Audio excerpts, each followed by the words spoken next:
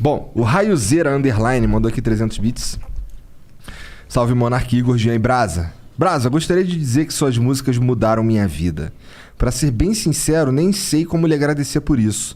Seu trabalho me animou em diversos momentos, nos quais eu penso em desistir de tudo. Gostaria de perguntar como foi o processo para escrever Odin, que é a minha música preferida de todas. Ela aparenta ter uma vibe meio niilista, tô certo? Tamo junto, Brasa, você é foda demais, é um coraçãozinho. Sem chorar, hein, cara. Então, pô, agradecer a mensagem. Vai chorar. Não, essa música eu... Na época eu tava vendo muita coisa sobre suicídio, Durkheim. E aí eu vi o Clóvis de Barros falando, mas o que leva ao suicídio? Porque nem todos tristes apertam o gatilho. E aí eu fui numa...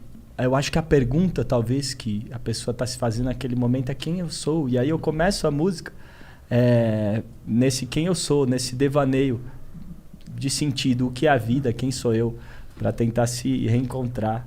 E que faça sentido estar vivo. Então eu começo... Meu nome é só um nome escrito numa cédula. Meu corpo é só matéria, bactéria e célula. Então, isso não sou eu. Eu sou só uma poeira em meio à névoa que o vento deixa subir e depois leva a revoar. Não é que eu seja uma pessoa incrédula, mas se a fé nos eleva, já tem um tempo que a minha não me leva lá. Malévola, a vida pode ser cruel e as mãos que fazem mal também nos trazem mel. Então eu tô questionando, filosofando. É uma crise existencial. Você passou por uma crise existencial muito forte? Eu passei, só que depois que eu fiz a música. Depois que eu fiz a música, eu tive depressão. Eu não sei se já era um prenúncio, mas... Possivelmente, E aí, quando eu escutava a música, eu falei, nossa, eu tô falando o que eu passei depois. Talvez já era algo gritando lá dentro que eu ainda tava calando. E é meio niilista que ele falou, né? O niilismo é não ver sentido na vida. Eu acho que toda música minha, de alguma maneira, ainda que eu traga essa reflexão, eu tento trazer uma esperança no fim. Eu acho que até talvez a obrigação do artista na sua arte tentar não trazer só o desespero da vida ou do mundo, mas também uma maneira de transformar isso em algo bom, né? Maneiro. E no refrão, que aí eu já uso Odin, a gente falou do hidromel, e quando cheguei... Verdade, o refrão, né? Eu tive que fazer que nem Odin, eu me matei numa forca. Mas foi aí que eu tirei de mim a força. Então, tipo, na época eu tava lendo também sobre mitologia nórdica, fissurado, e eu vi essa história de Odin, que ele se matou para renascer mais forte. Então é uma metáfora com esse momento da depressão. É algo seu que precisa morrer para que esse vazio dê espaço para outra coisa nascer, outra coisa grandiosa, talvez. Então, acho que a reflexão foi essa. O momento que eu escrevi, eu ainda não estava mal, mas estava lendo bastante sobre o tema. Mas o que te deixou mal estava lá? Tava vindo ali. Tava botando a cabeça pra fora d'água. Hoje, olhando pra trás... Isso foi na época que tu meio que fez muito sucesso ou não? Foi na época que você tava melhor do sucesso? Como que foi? Foi na época que eu tava melhor do sucesso. E aí, né, talvez esse êxtase do sucesso não me fez ver certas coisas. Que assim como quando o sucesso dá uma baixada, aí veio muita coisa. Eu entendo muito isso que tu tá falando, porque eu meio que passei por isso também. E é foda, realmente. E é difícil, como que tu... Qual que foi o processo seu de vencer a depressão, de sair daquele lugar, de talvez sentir propósito ou sentido? Cara, o que desencadeou foi o fim do relacionamento. Um relacionamento que eu já queria terminar, já tava... Mas aí ela terminou. Aí quando ela terminou, eu fiquei aliviado. E aí 3 semanas depois começou o desespero que não saiu mais de mim. As trevas, e aí de repente isso desencadeou em tudo. De repente toda a minha vida em volta, inclusive a música, começou a não ter mais sentido. Acho que a depressão é o fim da esperança completo. Tipo, a vida é só escuridão, nada mais faz sentido. Nem as coisas que você tem prazer de fazer, de repente perdem o prazer. E eu fui atrás de ajuda. Psiquiatra, fui em 2 psiquiatras diferentes, psicólogo, fui em terreiro de Umbanda, aceitei o Espírito Santo chorando, eu estava desesperado por ajuda, e nesse momento você fica mais propenso a se agarrar em coisas que antes você não ia se agarrar. A se agarrar numa coisa. Porque assim, quando você tá firme, existe até uma soberba nossa, quando a gente tá firme, de achar que Que a gente é autossuficiente dentro de nós mesmos. Que a gente por si se basta, que eu não preciso. Mas aí esse momento de fraqueza mostra que não existe essa minha razão de achar que eu posso explicar a vida.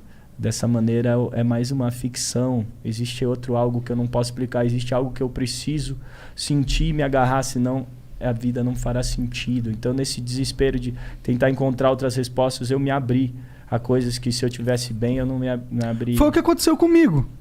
Você conhece o Jordan Peterson? Não. Ele é um cara legal pra você dar. Ele tem um livro chamado 12 Regras pra Vida e tem um outro livro que é maior e mais complexo, que é um livro antigo dele, que é o que baseia... Você sabe o nome? Não lembro o nome, mano. Descobre aí, Jean, pra nós. E esse livro eu não li. E nem o outro eu li. Eu li o começo do outro no meu Kindle. Mas ele também tem uma série de palestras no YouTube.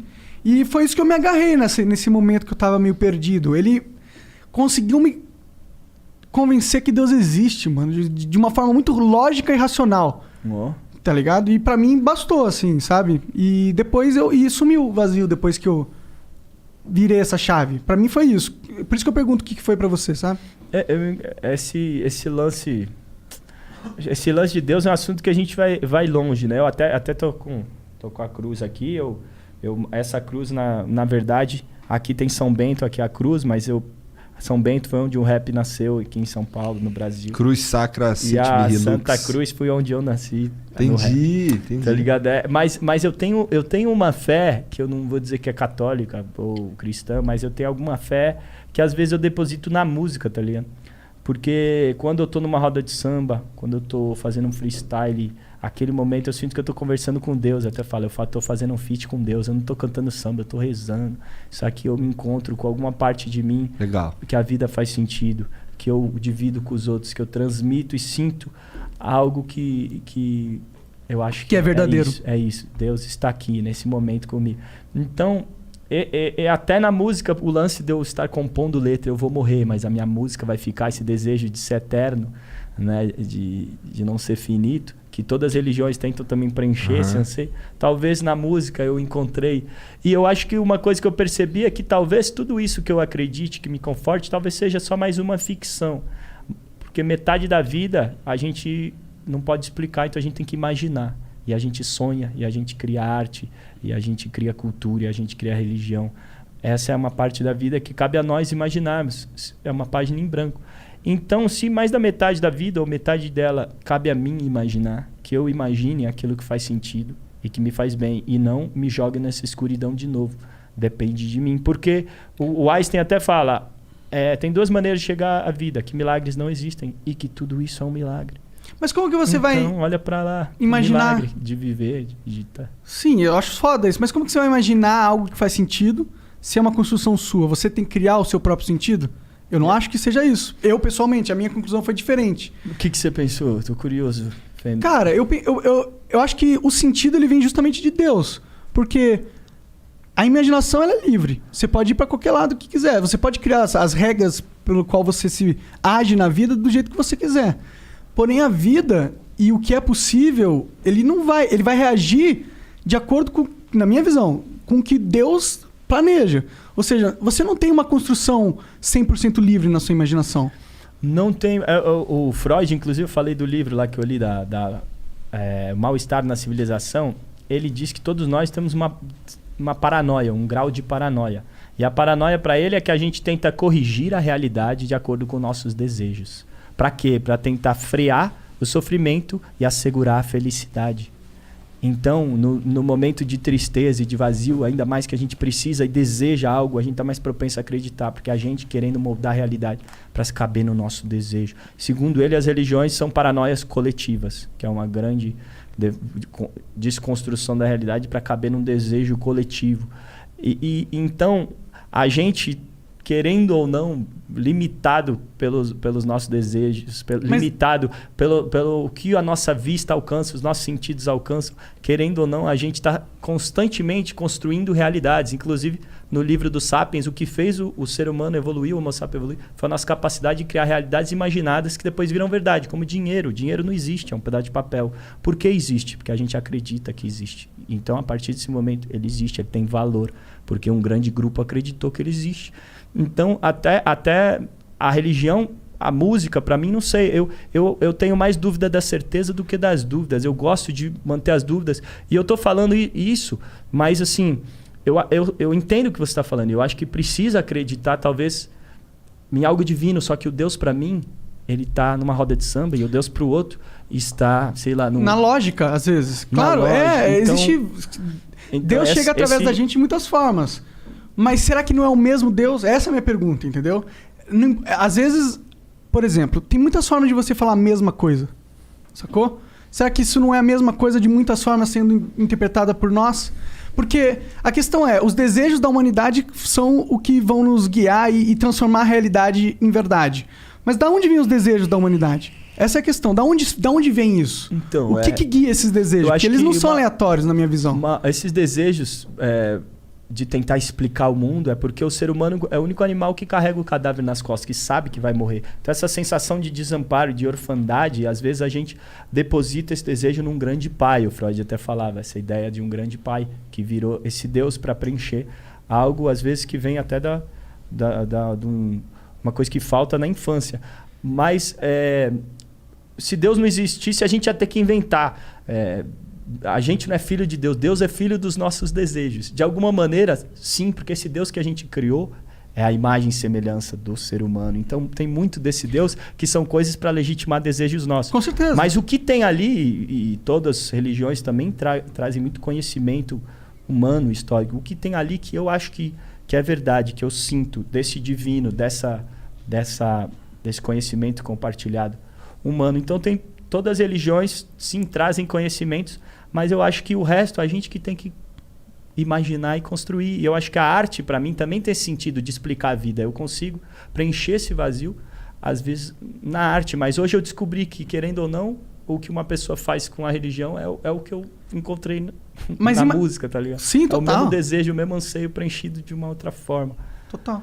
Não, eu acho isso muito foda. E isso que dá esperanças, inclusive, para a humanidade, na minha visão.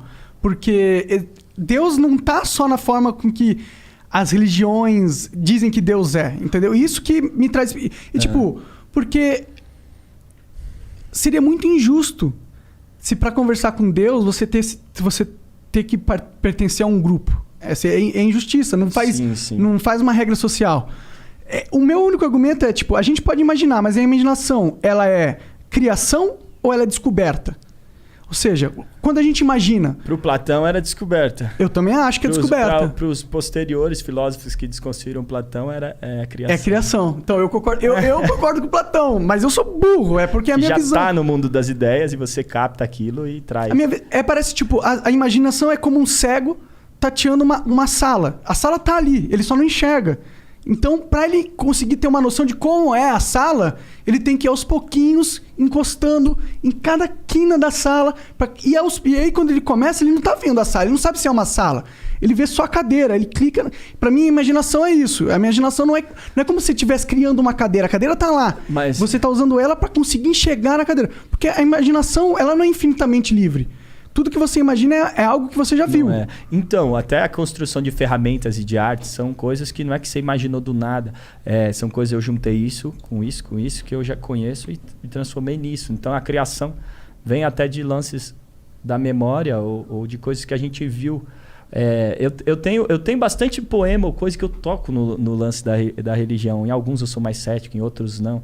Tem um que eu falo, Deus não está no templo, está no tempo.